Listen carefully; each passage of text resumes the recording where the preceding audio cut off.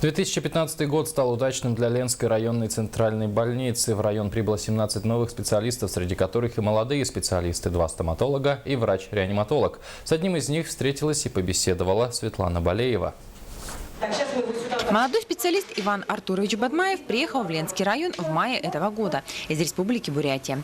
Там, на родине, Иван закончил Читинскую государственную медицинскую академию, выбрав для себя факультет педиатрии. Затем последовал год интернатуры по специальности анестезиология и реанимация.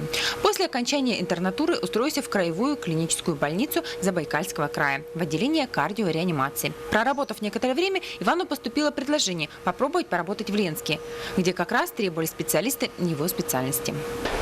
Ну и вот, получается, в течение 4 месяцев работаю здесь, в отделении реанимации и анестезиологии.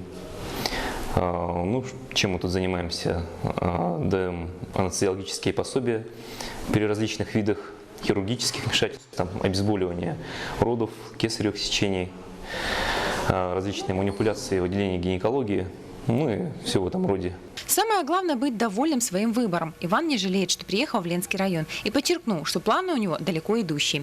Так, после окончания медицинской академии вслед за Иваном в наш город приедет и его жена, будущий врач-терапевт.